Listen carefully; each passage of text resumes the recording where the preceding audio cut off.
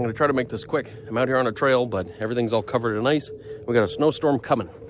So, in the last episode of the show, the party made their way into the Keep of Kagrummar and traveled through here using some of our rough rules for dungeon exploration. They encountered a lot of very empty rooms, dodged a trap or two, and encountered a group of goblins, very sick goblins, worshipping Bebet.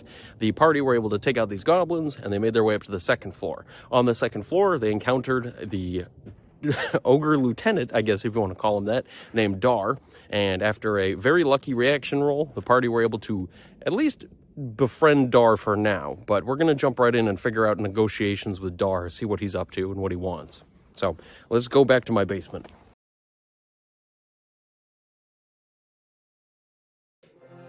All right, we're back to the basement. So as we left off last time, we were just meeting up with Dar, who, thanks to a beautiful roll from Zion on a reaction, we got double sixes, meaning that we're going to have a friendly interaction with Dar. I added a penalty, added charisma bonus, and luckily for us, the party are on friendly terms with the ogre Dar and his little cohort here of ogres.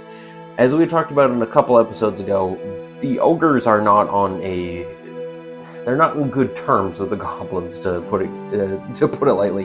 Having roommates that are constantly sick and making a mess everywhere is usually not a great way to make lasting friendships. But that aside, the party at this point are in an interesting space where they are going to be making some sort of diplomatic moves here with the ogres. And I figure what we might do is maybe iron out some of this detailing and figure out what makes the most sense. So, because we said before in a previous episode that the party are certainly not going to be good friends of the ogres really just want to be able to get the goblins out of their hair. And it seems like, with all the resentment they have towards them, the ogres really just want to use the party maybe as a pawn here. But the thing is the ogres are very dumb. So I think it'll be made pretty clear to the party that that's the case. So I imagine the conversation between these two opens up pretty plainly that Dar wants to stress to them, using the 2 brain cells that he has left, that he wants to be friends with the party. The party are obviously very scared, and assuming that this is probably some sort of a ruse, some sort of trick in order to get them killed, but after they've realized that Dar could have crushed them and killed them a pretty long time ago, and he hasn't, the party probably open up to the idea that maybe this ogre's not lying. So, with that in mind, the party probably would like to iron out what sort of stipulations there are to this little friendship here, as Dar probably is pretty blunt about saying that he wants to get rid of Teru, as we named him last time, the shaman of the goblins. So he'll probably say something to the effect of, "You kill the goblins," and I don't know. Maybe we should consider this. Let's go to the tabletop and let's roll out some options here. So here's what we've got left of our board. A few things got erased here in transit, but let's go ahead and let's come up with some ideas. So as far as what the ogres might want in this, why don't we give them 3, okay. Why don't we give them 3 possible things that they would want or offer in return, something to that effect.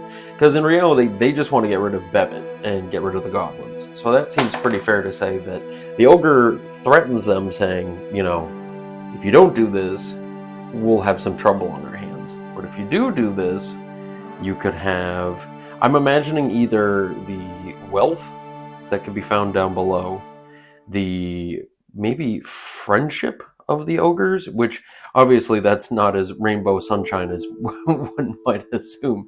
And maybe the third one is, we can say that maybe there's a secret. Maybe the ogres actually know something, and they offer the party this sort of knowledge that they might have. So let's roll a d6 now, or d3 rather, and we'll see what we get.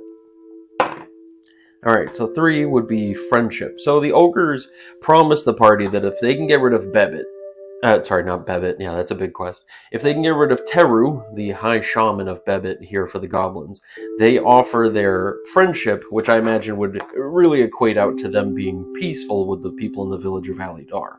So I imagine that the party, wanting also to get rid of the goblins, and seeing the ogres being so friendly in this sense, maybe this throws them through a loop, and they sort of assume that something might be up here. They might assume that there's a double crossing on the way. Why don't we roll... Okay. I don't know. It's tricky because in games like this, if we're playing with these guys as our party, it's hard to say that we should roll for if they believe things or not. So maybe what we'll do is we'll assume that the party know ogres are not often to be trusted, and so they promise the friendship, but there's the underlying understanding that that's probably not going to work out in the party's best interest. Okay. Cool. Now that we've got that ironed out, the party will probably find out from the ogres that the goblins live in the basement.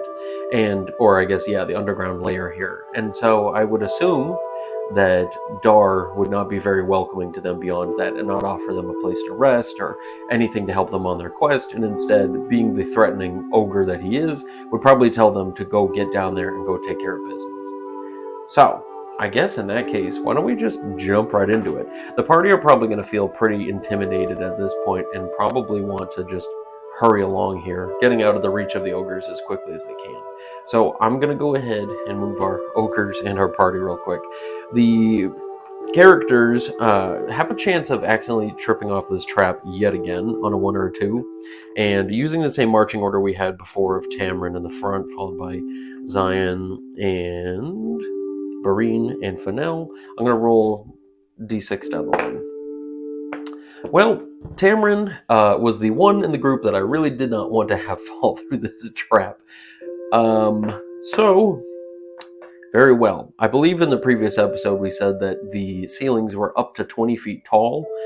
So the first thing that happens is Tamrin's going to straight up just fall through the ceiling, and he's going to fall through the trap that we had stated in the last episode to be right here by the door, and he's going to land in the barracks down below.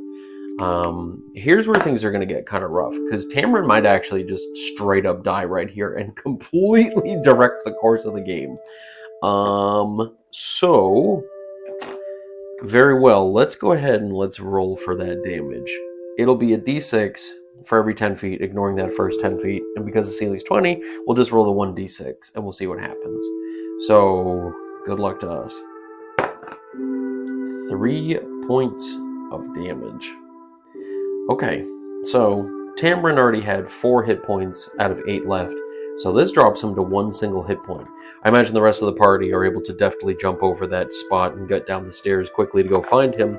And when they make it down there into the barracks, we'll first need to adjust our time on our torch there, bringing us to 4 as we go downstairs. The party stand down there on the bottom with the with the now very immobilized Tamrin, who sits on the floor in agony with 1 single hit point left. And we ask ourselves the question, is the party going to actually go through with this? Are they going to continue here when they only have 1 hit point for Tamrin? Or are we going to sort of change how we're approaching combat and maybe send Zion in the front and have Tamrin hang out in the back and just chuck javelins? Because I don't really want him to die here. This feels like a very difficult time to choose if we would leave while we're ahead and not lose a new character. But at the same time, I mean, we're going to go back to the town with such little money that it seems to me like they would want to keep going with this and at least explore the lower level just a little bit. I might be eating my words when I say this, so let's see how this goes. So I'm going to quickly draw up the entryway to that underground level, and yeah, let's get that started. Alright, not to confuse anybody, but because this is the underground floor, the party on the main level still had to travel from the barracks into the main floor, the entryway where the staircase goes down to the underground. So we were on 4 when we were down in the barracks. We move it to 5 as we are entering the main lobby space there. And we're going to have to take a turn to rest because you know how that old thing goes. So on 6, we then change our total ticker for how many torches we've burned to 4. And Our party are now going to have a random encounter when they head downstairs. So here's where it's going to get kind of tricky. Because in my mind, when we designed this downstairs, we had some rough outlines for some of these rooms, such as this one right here, which we knew would have a prison complex of some sort, which I know you can't see the full drawing of this. Picking the gigantic dungeon as the first one was definitely a move on our part. There was the altar over here in this little temple, and then there was the treasury over here, where we had said that this place was going to be guarded. So there's a part of me that thinks we should roll on our oracle, our d6 oracle, to see if this area over here is currently being protected. Especially because this would be sort of the goblin dorming area, the sort of their lair down here in the basement. It makes sense that there might be just a lot of goblins kind of about here. So let's roll on our oracle and we'll see, is this door over here currently being guarded by goblins? So let's see. So with a 2, that is a hard yes. Okay, so we'll roll 2d4s, because that's how many in the entry we have for goblins while in a dungeon. So let's go ahead and do that. We got 3 total goblins guarding the door. See, that makes a modicum of sense to me. Now, here's my other question. Where on Earth, or I guess where in this fantasy land, would our goblin leader be currently hiding out? Because there's a part of me that thinks he may have taken up residence in one of these little side chambers, but I don't know which one it would be. So maybe what we can do is we can actually roll a d3 on this. Unless we're going to suggest, you know what, the treasury is probably where the goblin leader lives. I think that just simply makes sense. Now, being totally fair with ourselves, that would probably mean that the guards out front might include one of those goblin bodyguards. So let's quickly double check that entry.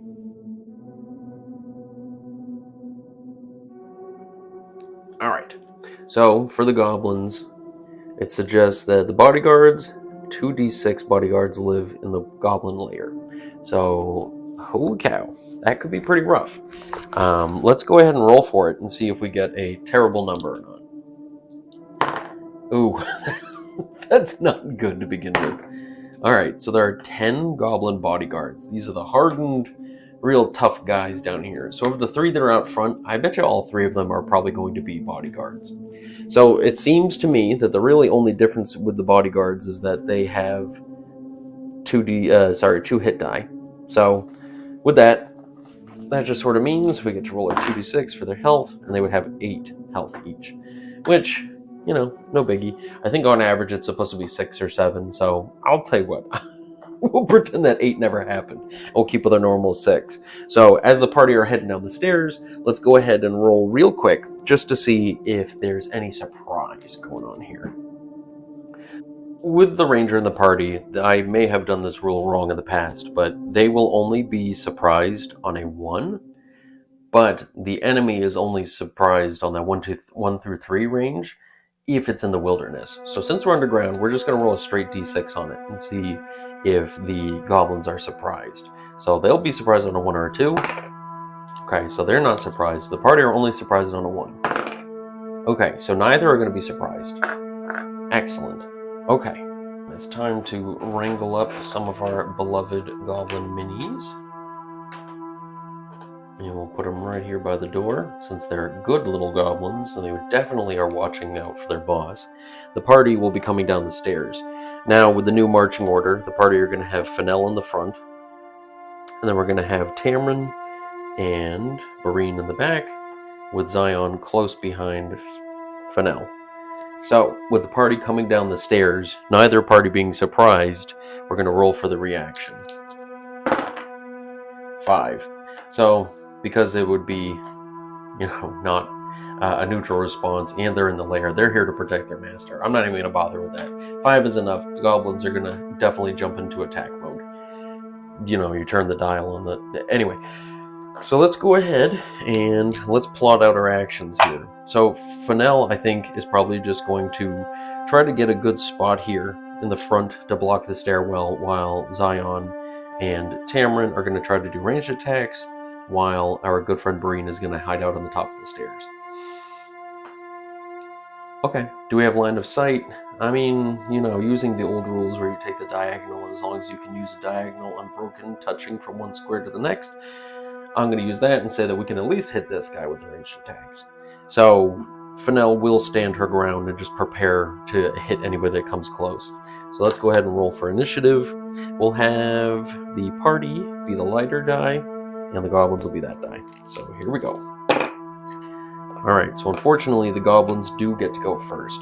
So our goblin bodyguards see the party come trudging down the stairs immediately, and as they do so, the party, and before they can even leap into action here, getting into a nice formation, the goblins are just going to sprint right into this.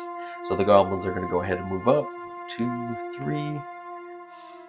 1, 2, 3. And 1, 2, 3. The problem here is this one goblin in the front is technically not in base range to be able to attack, just because we got that one space in the middle, which is 10 feet, but each one of these squares is 10 feet. Well, I guess if you really want to get technical, I guess that's enough range to be able to hit on Fennel. So why don't we just, we'll say it for now. This map being the 10-foot square for each square makes it a little bit difficult, but who knows? Maybe I'll eat my words. The goblin rolls to attack. Yeah, I have a feeling I might eat my words. So, having a 17 here, being that the goblin is a 2-hit die monster, 17 will hit a 1 and above. So let's double check on Fennel's armor class. If anybody was surprised, no, we do not have a 1 for our armor class. We do have 7 hit points, which is kind of nice. So let's see how we fare on that. I know up to this point we've been doing a d4 of damage, but I'm almost thinking that the bodyguards might bump up to a d6. So let's go ahead and roll a d6 of damage. Alright, 2 points I can live with. So unfortunately Fennel is stabbed with a sharp and rusty blade, and she is at 5 out of her total 7 hit points. Alright. Party now are going to move into their turn. So Fennel, bracing for the charge, moves up and, well, I guess takes her chance to attack in the charge. Since she moves, she can go first. With a 14, she's able to hit, because the armor class of the goblins would be a 6, and because 14, they only need 13, yada yada yada. You guys get it. So a d6 plus 1 for Fennel's attack and damage gives us 7, and that is enough to straight up squish the goblin into the floor. Nice. So with our 2 ranged attacks that we have, we're going to do Zion first. Zion will shoot. A 17 again. That's 2 17s. Alright, but I'm not complaining. On the d6, 5 points of damage. Ooh, wait, we said 6 health. Damn, so this one's heavily wounded. Okay, I can live with that. And we'll say that, we'll say that Tamarin will attack the same one. So Tamarin's going to go ahead. 15. Okay, and because Tamarin's going to be throwing the javelins, the javelin does a d4. Okay, so let's hope for a good one. Well, technically, since we're attacking this guy, we hit no matter what. So, we do 1 point damage minimum, so that guy's dead. So that leaves 1 single goblin left here in the front. Okay, so here comes the tricky part. Party now have a chance to really snuff this guy out and have a chance to possibly go to the treasury over here, which the goblins were guarding, and maybe get the sneak on other people in there if they somehow didn't hear this whole hubbub. Unfortunately, there's a chance that the goblin might lose morale, make a run for it, or even if they don't lose morale, I think the goblin's just going to run in there no matter what. So let's go ahead and let's roll for morale for the goblin. Well, we got to roll for initiative. Right. So the party will pursue, attempting to attack, ranged attacks, melee. Marine will continue marine. Alright, since we said the party were the lighter one, with a 3, they win the initiative. So Fennel's going to charge up and level a goblin. 3 is a miss, so unfortunately that doesn't work out. We're going to shoot. Zion fumbles. Uh-oh. We said that on the fumble we might shoot our friend. I'll tell you what. I'm not going to do that. The 16 for our friend here, we got 1, 2, 3, 4. Okay, so that's just a natural roll. Another d4 on the die. 4 points of damage. That guy's got 2 points of health left. Marine will continue to marine. Now, the goblin is going to roll for morale. Since they're without their leader, they roll a 7 or higher is a fail. That's a 6. So unfortunately, this goblin says, I'm not going to flee in panic, but I will do a fighting withdrawal, run back, and try to get all the rest of the bodyguards out here to help protect our leader. So just as a quick reference, we could do something like a fighting withdrawal, but unfortunately the goblin moving only the 30 would not be able to make it inside the room in time. So I'm thinking that this goblin, on the other hand, might instead go ahead and retreat, flee from melee at full encounters, move, cannot attack, and the opponent or party gain a +2 on all bonuses to hit, and ignores a shield bonus if there is one. So I think that our goblin's just going to straight up run for the hills, screaming for backup. So the goblin's just going to sprint and run inside, screaming for backup, yelling that there are more people here. Oh boy. So that's his turn. Now for the next turn, the party are probably going to be kind of scared, hearing that this goblin went running off screaming, but not in fear and terror so much as looking for some backup. So my best guess is the bodyguards would probably be hanging out with their leader, but I'm imagining that there would also probably be goblins hanging out in these little prison cells, and that might be where just the general rabble of the goblins hang out. So, let's figure this out. Because we rolled up 10 bodyguards, and we already got rid of 2 of them, we have one right here who's pretty heartily wounded. We know that there's at least 7 more somewhere in this place. I imagine the bodyguards all stay here, whereas a lot of the other goblins would probably be leaving, and like that patrol we saw with like 20-something goblins in it. So I'm guessing what we might say is that there are a group of them in here. So why don't we go ahead, I'd say roll 2d4, and I'm afraid I'm going to eat my words again if I say let's roll a bigger number for this, but let's roll... Yeah, we'll roll 2d6 to see how many are chilling in the barracks there. Alright, 5 rabble-rousing goblins are hanging out in there. Maybe the other ones are still out on that patrol, maybe they got tied up, whatever. But we do have those ones over there. So, okay, 7 extra bodyguards from here, and we've got 5 random dum-dums coming from there. Because they're going to be scrambling to try to get their stuff together, we'll say that there's a countdown for them to approach. We'll say it's 2 turns before they pop out. And the bodyguards, on the other hand, being a little bit more battle ready, will only have 1 before they're popping out the door. Now, the party, at this point, are probably going to be afraid of what might come next. And I think that with the screaming echoing off the walls and the whole place just being alight with all the noises, I'm imagining that the party will probably know that there's goblins coming from here. And they'll know that this goblin went in here probably looking for some sort of backup. So I'm thinking that what the party might do is we might have Fennel, strategically speaking, I think Fennel might try to hang out somewhere to get a little bit of a choke point so we don't get surrounded. So I'm thinking what we might do is we might have, Fennel hang out right here, and then we'll have Zion move over to here in order to get like a backstab position in case one of them moves up. And then what we might do is have Tamarin stay on the stairs for ranged attacks, and I think Marine might run over here, and we might cast Hold Portal on that door.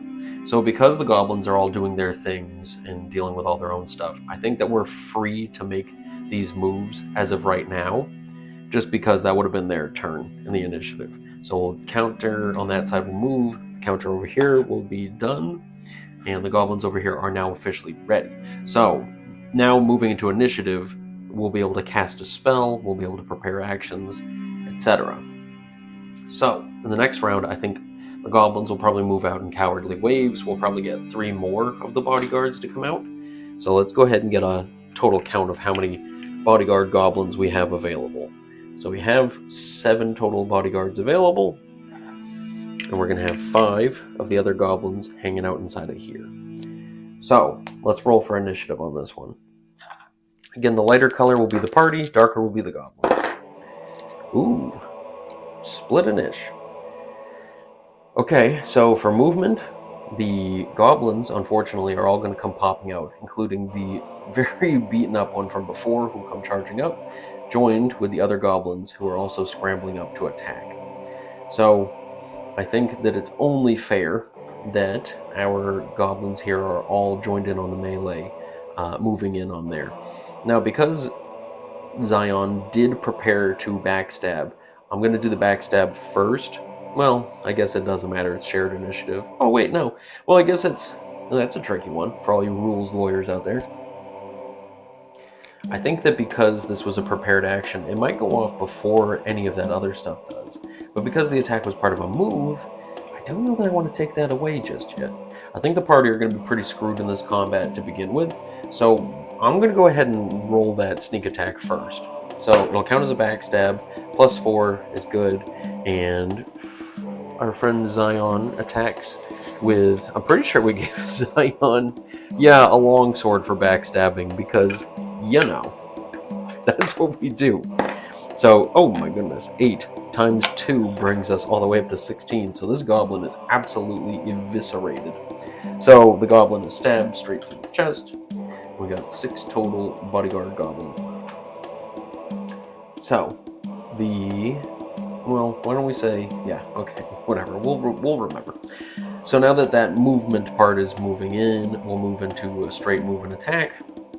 So the goblins will get to attack on Fennel.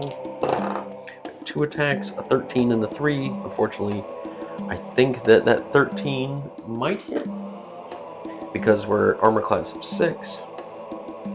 An 11 hits a 7 or higher, but not a 6. Good. So, unfortunately for the goblins, neither of them are able to hit. Fortunately for us, neither of them are able to hit. So now we'll move into the ranged attacks, which is just going to be our pal here on the stairs, Mr. Tamron with 1 HP. And we got a 13. That one's kind of hard to read. Sorry for that. And the 13's good. So we're going to go ahead and roll our d6, or, sorry, javelin. So a d4 of damage. So attacking the one that we've already hit, we're going to go ahead and wound him. 4 points, kills him as well. And now that that's done with, we'll move into spell casting. So Barine is going to cast Hold Portal on the door. So even though that door is now technically open, or sorry, that now that the party would be, the goblins inside would start moving into combat, unfortunately their door is frozen, locked up pretty good, and it'll be locked for, alright, 8 turns, so that'll be closed for well over an hour. Okay, excellent. So now we'll move into our melee, which Fennel being the only one locked in a melee. Let's go ahead and roll that. An 11. Unfortunately, with the +1 on the attack roll, that's not enough. So we need a 13 or higher. So Fennel misses. Now, because we started off with 10 and we're not at the halfway point, it makes sense that we wouldn't roll for morale for having that half coming out. So let's go into round number 2. So for the next round, I think it makes sense that the goblins are going to come out in droves and probably be joined by their leader. Maybe. I'm thinking it makes sense that their leader would come out, but let's go ahead and let's roll on the oracle to see if the goblin leader will come out. 2 is a hard yes. I don't know, you know, when I roll it, it's very clear what they're thinking. Okay, so let's grab him a mini. Alright, so the mini that I grabbed is another bullywug, a big honking one too. So I think that at least helps him stand out from the rest of them. So we know that this wave of 5, including the leader, Teru, will come running out. But here's the thing that I've been thinking about. Before we jump into the next round, I wanted to talk about this real quick. I think that it makes sense that because these are worshippers of Bevet and they're sick, potentially, considering all the ones we had upstairs that were sick, I think that there should be a chance of the party getting sick if they're taking damage in combat. So, that being said, I do think Fennel should have to roll a save versus poison in order to see if she's going to contract an illness or some sort of terrible goblin disease. So let's go ahead and quickly check those saving throws. So because we have a save of 11 against poison, let's go ahead and roll that just to see. Oops. Yeah, it helps if it's on camera. Oh, that's so rude. It was a 14 before. Oh, that's so rude. Okay, so in that case, all things being fair, rolling on camera, Fennel has at least contracted a disease of some sort of sickness from these goblins. We'll get into the nitty-gritty of that as that disease begins to fester. So, let's get into the next round of initiative. I imagine the goblins are just gonna gang their way out here, and they're just gonna get right into the melee. So, yeah, unfortunately, I think that Zion will probably hang out here on the corner again and try to get some sort of a backstab in if somehow one of them moves up into the stupid position right there. Yeah, I think we might just keep things otherwise the same. I think Bareen is the only person who won't be doing anything this turn, and instead maybe running back up the stairs. So let's go ahead and roll for initiative. So the party got a 1, enemy got a 5, so the goblins are just going to go sprinting on in. So we'll have all the little idiot curlies come running in and filling up the ranks, with their boss in the back, sort of keeping an eye on things. As far as the leader of the goblin goes, I think it might make sense that we quickly look at the entry for them, just to see how rough our goblin king is going to be here. So the king will have 3 hit die, roughly 15 hit points. That's rough. So the king gains a +1 bonus to damage. All right. Okay, I can live with that. There's no differences for the armor. The only difference is that our morale changes. So let's see how this goes. So they're filed in ranks. Because the goblins couldn't move any faster in this turn, I think it's fair that the 3 in the front are going to be able to attack in melee, and I think that Zion will at least be a target for this one. So let's go ahead and roll the attack on Zion first. That's a 4, so that's a miss. Now we'll do the 2 attacks in on Fennel. That's an 8, so that's a miss. And that's a 5, so that's a miss. Oh my goodness. How lucky. Now we're going to move Bareen up the stairs, unencumbered, so they'll move pretty fast. They'll share the spot here. Ranged attacks will go first, so we'll have our friend Tamarin go ahead and shoot for one of the ones in the front. We got a 3, so that's a miss. Now we'll go ahead and we'll do melee attacks from Fennel and from Zion. I don't think we can justify a backstab from Zion, unfortunately, so we'll do her first. A 12, and because... No, we have a -1, so yeah, no, that's a miss. Okay, and then Fennel is going to swing. 4. Damn. That's rough. That's really, really rough. Okay. So now we'll move into the next round of initiative. I think the party are going to keep things the same. I think that Zion's just going to hold her ground and get ready for another backstab if we get somebody in the middle there. But yeah, that'll probably happen. The goblins are probably going to file in and try to surround the party just to get the most attacks in. So, okay. Damn, the party lose initiative again. Alright, so the goblins will file in. Filing into here, trying to get as many bodies in as possible in order to land as many hits as they can. Including the leader here who scoots in between the 2 of them. So, the group are gonna all be able to hit in melee attacks. So this might actually be where we have a very unfortunate goodbye to the party. So, alright, let's see how this goes. Let's start off at least with the attacks on Fennel. We'll break it up even. We'll say 3 on Zion, 3 on Fennel. So the first, it's 14. So on Fennel. Fennel's armor class is the 6, so that is a hit, unfortunately. We'll go ahead and roll the d4. 4 points of damage, bringing Fennel down to 1 single hit point. I'm not worried. Are you worried? Next will be the second attack on Fennel. 12. Actually, let's double check that. Because these are the bodyguards and it's up to 2. 12 will hit a 6. So that's Fennel. So Fennel is dropped to 0, taking 1 single point of damage. So Fennel is dropped to 0. 0 is an interesting thing in old school where they're not dead, they're not really alive, they're just kind of unconscious. So let's see if somehow, some way we can pull ourselves out of this. So we now have the 3 attacks on Zion. So Zion's armor class is a 6 as well, so that's gonna be kind of rough. Alright, so the first is a miss, and the boss is a 17. Okay, so that's gonna be... I imagine the boss is gonna get a d6. Now, unfortunately, Zion also has 6 health, so 2 points leaves Zion with 4 health left. And the last of the attacks on Zion is a 4, so that's a miss. Oh my goodness. Okay. I'm sure we can somehow pull this one out. Tamron is going to attempt to shoot one of the goblins, and because I think to myself, I'm like, I think it's clear that this one's the boss. I think that Teru would probably be the biggest, probably have bloodshot, yellow, grimy eyes, and it would be very clear that the most sick out of all of them would be them. Now, unfortunately, I don't think the party are capable of killing him in this one turn, so I think they're going to have to strategically pick who they're going to go after.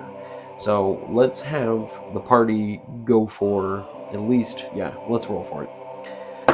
Alright, so with the first being the shot from the javelin there. One javelin on the goblin over here. That is 3 points of damage. So not enough to kill because these are the bodyguards with 2 hit dice. And we'll have Zion attempt to stab. Oh yeah.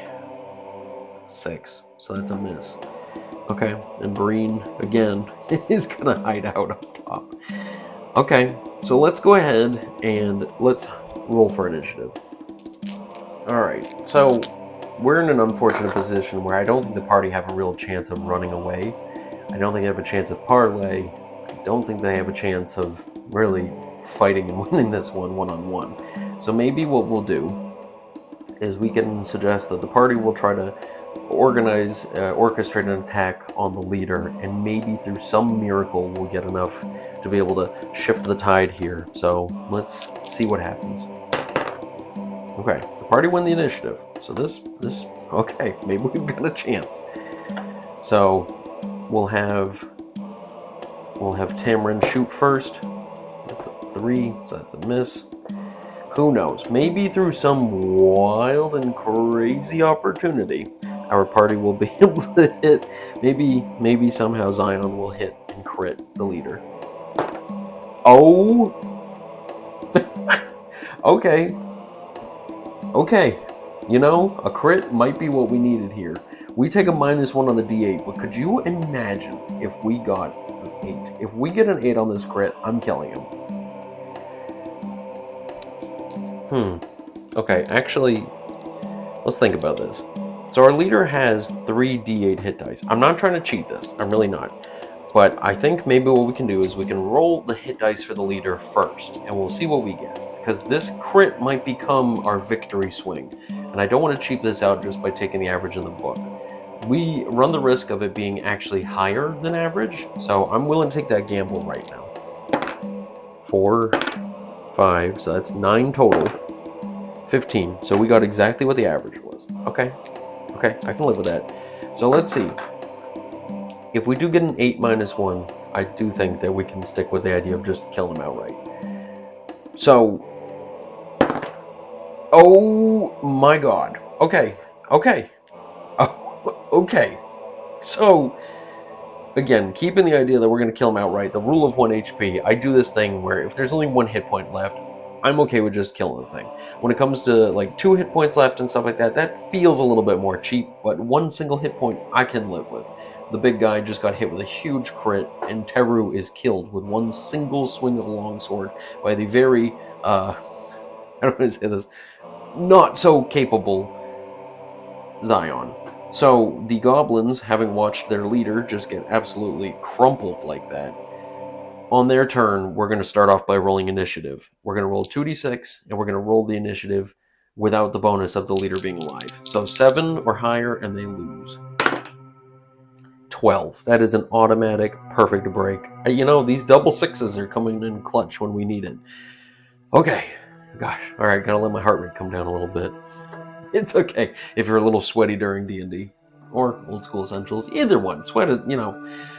Alright, so he's dead. These guys are broken on their morale. Now the question is where are they going to run to?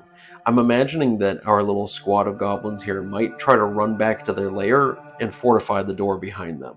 So knowing that their initiative is broken, they're just going to flee back for their chamber. So 1, 2, 3, 1, 2, 3, 1, 2, 3. Well, diagonals. I'll give them that. And then we got 1, 2, 3, and 1, 2, 3. Again, diagonals. Okay, cool. So now we can roll for initiative as the party. I think Zion is definitely going to immediately run to check on Fennel to see if Fennel is dead or not. Tamron's going to move to the bottom of the stairs and fire in on the goblins outside the door, and Zion will also do the same. Okay, and these goblins are just going to try to get in that room. Alright, the party win the initiative with a 4, so the party will immediately move and fire their javelin and their bow. So we've got up to 60 with the javelin, so we'll roll that real quick. 60 unpenalized, that is. So the 9 is not able to hit, and Deadeye Zion got another crit. Holy smokes. Okay, where were these crits earlier? Just kidding. 4 times 2, so that's one of them shot straight through the head, and they die a horrific, gurgling little death. So we at least have another one of these little goblin bodyguards dead. So I can at least leave him in here, and we'll know that all the goblin bodyguards are accounted for, because there were 5 total left after we killed the other 5. Okay. Alright. So now the goblins on their turn are going to run into here, they're going to shut the door, and they're going to lock it behind them. So the door is officially completely locked. The party are probably going to be very afraid with this potential that the goblins are going to be planning something. Maybe there's a secret door in the back that they're not aware of or something. So the party are probably going to spend their turns now, because the goblins ain't coming out. They fleed. They're going to go ahead, they're going to drag Fennel, and they're going to bring Fennel to at least to the stairs. Now, let's talk about recovery from 0. The unfortunate reality is that the party, well, at least our character here being at 0, likely means that they're dead forever.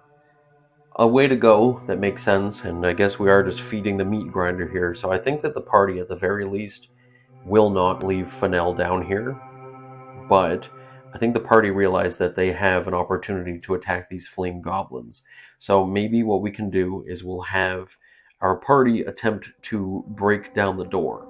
So, as far as breaking down the door goes, Tamron is strong, so maybe there's a chance that we can roll a strength just to be able to bash it in, but the door is locked. So it makes more sense, in my mind, that the party would attempt to pick the lock. Now, the problem is picking the lock is going to be time-consuming, and I don't think the goblins are going to be as afraid when they know they've got this position. So I think maybe what we might do is we might suggest that the party have... You know what? Actually, here's a really stupid and quick solution. Did the goblin Teru have his keys on him? I'm going to go ahead and roll for that on the Oracle.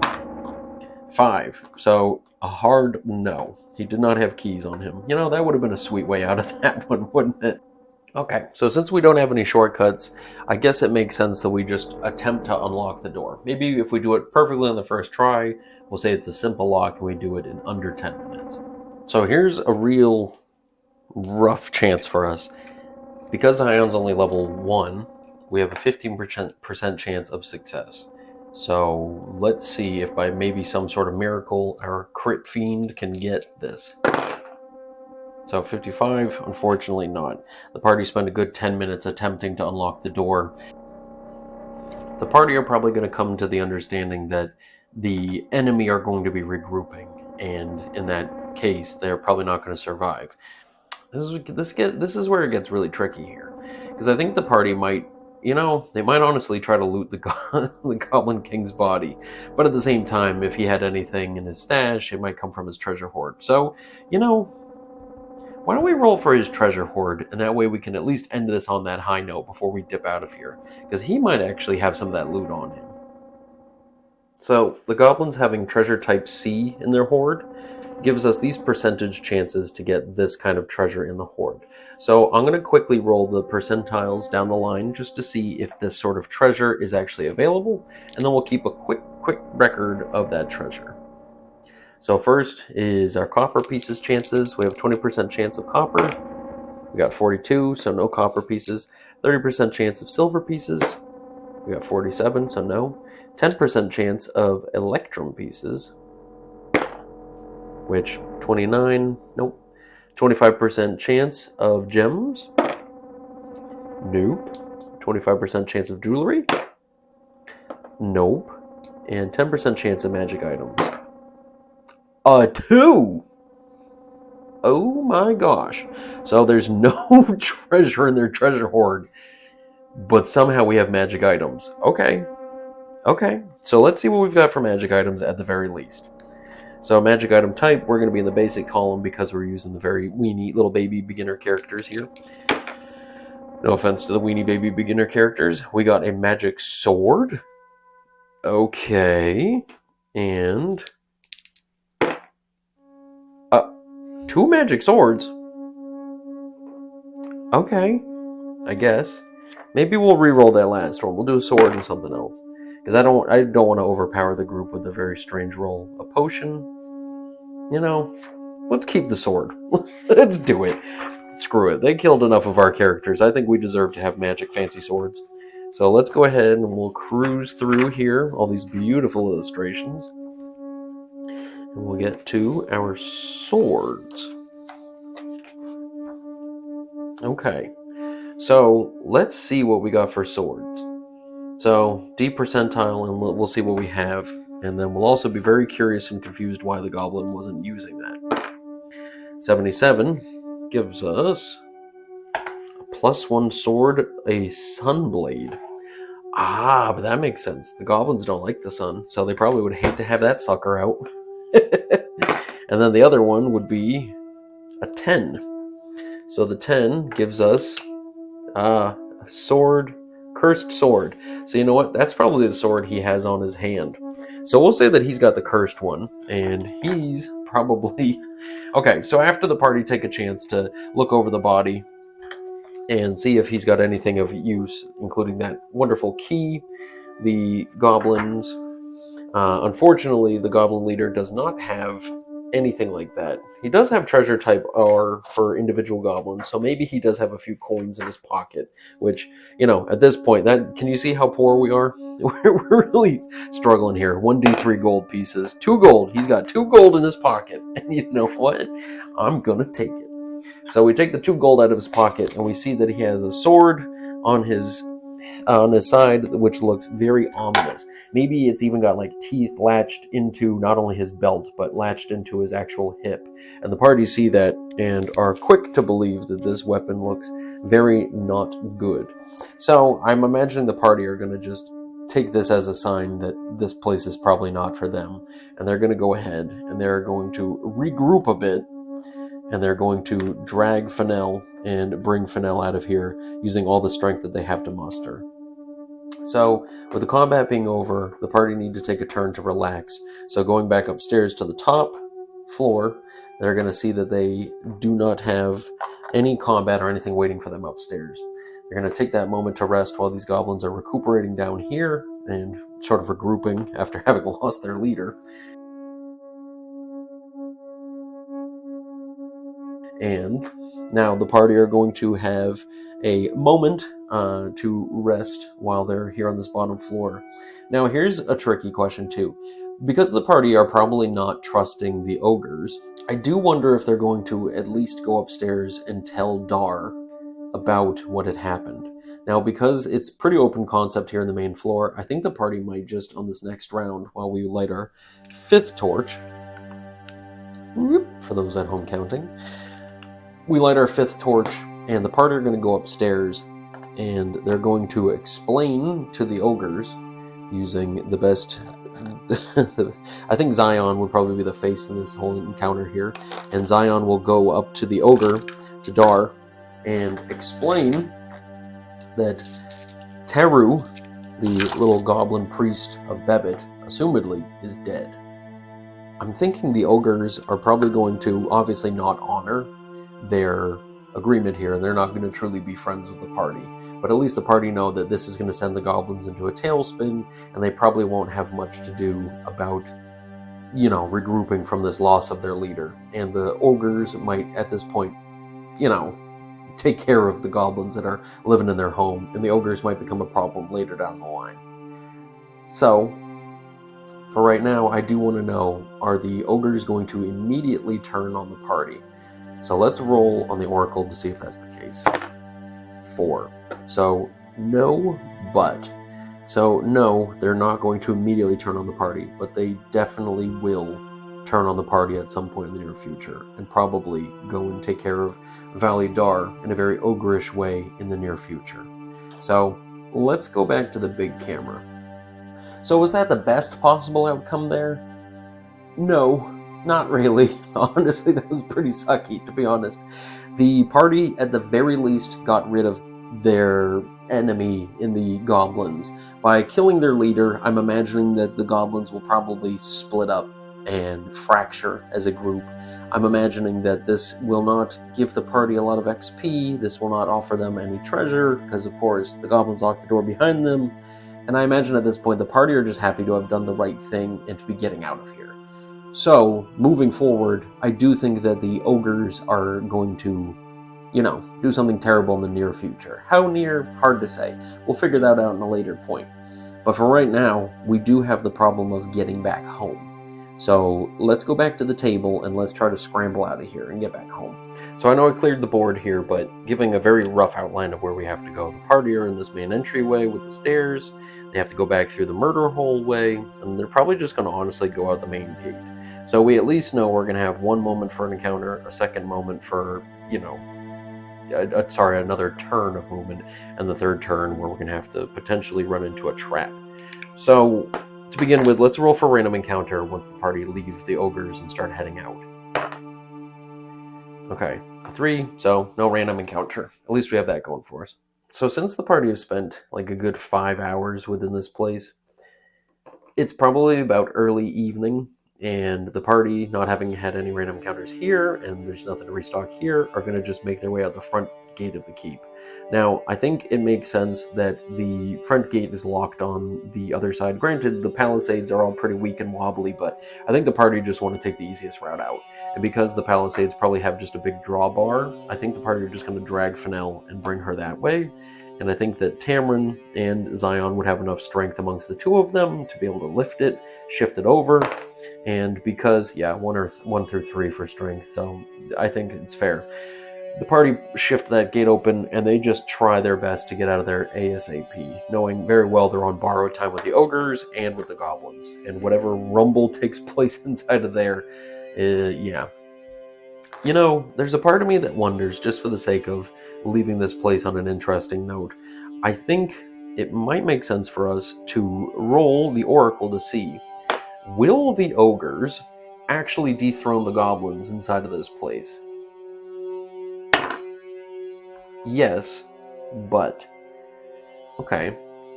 I think it makes sense that we can say yes, but the ogre lieutenants, friends there, Dar's friends, will actually die in this battle. Okay, so then the next question would be, will Dar stay here in the keep with his limited soldiers behind him? No. Huh. Okay, I know that seems like a very swift judgment, but I think it makes sense that if Dar was here in sort of this Kagrammar's keep and it was already kind of a borrowed place, falling apart, shambling, it might make sense that if Dar lost pretty much everybody who was here with him, he'd probably bounce and just leave too. Huh. I'm not going to really chalk that up to the party having done that, and that might just be, closing the door on the Keep of Kagrummar, but okay. So now, as we did before, we had our keep, and we had the hills, and then we had Val-Edar waiting for us in the distance. So the party, having traveled before this way with each hex being 6, because the party are going to be traveling primarily through the plains to get to the hills, I'm actually not going to penalize them for their movement at all. So they'll travel at least 6 miles here, and I think that we might camp out in the hills as the midpoint. So let's roll real quick to see if we have any random encounters while we're entering the hills. Because we're traveling in the hills, we're going to have that 2 in 6 chance of losing direction, but because we have our wonderful ranger, I Well, I guess the ranger doesn't really change that at all. Sorry. But the movement into the hills will be 33% slower, so the next day traveling through it will be moving at a reduced rate. But the party just want to stop somewhere and be able to have a safe place to hang out. So the hills is a 2 in 6 chance. So 4. Luckily for us, the party run into no issue on this day here traveling. Having set up our little camp here and having Fennel being in a very rough state, I imagine the party might take one of their little tents here and wrap up Fennel just to make it easier to carry her back. And again, it's not fun to carry a teammate back like that, a party member back like that, but I think it's sort of the right thing for them to do, according to their own little philosophy, being good characters. Now I'm going to roll for the weather real quick. And, alright, so according to Donjon, this will be a little bit colder than usual, only about 50 degrees outside, so not terrible. But with 1 day's travel with this burden, we'll at least make it back to the gates of Validar. So a 1 or a 2 will be our random encounter. 3, so nothing. So the party managed to travel back to Validar. Okay, cool. The party now enter the village of Validar. They enter about roughly in the mid-afternoon, and the party come across villagers who recognize them having left a few days ago, and seeing them coming back into town with a very blood-soaked tent with Fennel inside of it. The party are greeted with mixed reactions from the villagers. But once the villagers can see that Tamrin is sort of exclaiming in alarm that the goblin leader, who was causing all this issue and behind the goblin raids and all the strange goblin trenchcoat drama, that goblin is dead, and thus the castle, or the keep to the east, is now cleansed and cleared out. I imagine the villagers are going to have sort of a mixed reaction to this. I think they're obviously going to be happy about what happened, but seeing the danger that looms and seeing all the trouble that happened there, the party are probably going to be welcomed not with mixed regard, but I think that overall this isn't a huge victory so much as this is one of those a Pyrrhic victory. You know what I mean? We lost, but we gained, etc. So, at this point, the party will be greeted by Thaman Oakbow, the village elder that runs the village of Validar. And I think that being the character that he is, he will be very happy to hear that the deed has been done, and will probably offer the party some sort of a monetary reward for what they've done. I think that that's fair. I think that having gained so little treasure and having done such a favor to the people here, especially because Thaman's going to ask about the ogres, and when the party explained that at least they left on terms that the ogres said that they would be kind, I think Thaman would know just as well as anybody else does that friendship of an ogre can't be truly trusted. But it at least leaves the party with an idea that, you know, who's in charge of the ogres and what could be potentially coming their way in the next coming days or weeks. So, I think it's fair that they'll receive something of a reward. I think that maybe what we can suggest is it'll be 1d6. That's where it gets a little tricky, because I really don't want to give the party too much treasure if they don't deserve it. But to say that this was a small task is certainly not true. So what we'll do is we'll do a d4. We'll do a d4 times 100 gold pieces. And I got a 3. So that's 300 gold pieces for the party to split. The 3 remaining party members get that, and we'll give them some quest completion XP for the next episode. So, in the meantime, while we're waiting for the next episode, I wanted to end on a nice note here and say that having started this video project of doing this stuff on here was certainly something that I wouldn't normally do. Again, my background is much more into podcasting than any of this stuff, but I've had a really great time running this for you guys. And it's the amount of reactions that I've had from people, the comments, and everybody just giving their insight, their input, what they think. Every time somebody says that they're looking forward to the next episode, it really means a lot to me. So I just wanted to say here at the end of this episode, session 4, that you guys rock. I mean, I truly could not be happier to have people watching this, and I know I'm certainly not the biggest name out here in this little genre of YouTube, but it really means a lot to know that people are digging what I'm doing. So hopefully in the next coming episodes, we'll be able to do a little bit more exploration and travel, get maybe a new character to join the party or two, and yeah, so stick with me for the next one. Thanks for watching, and I'll see you later.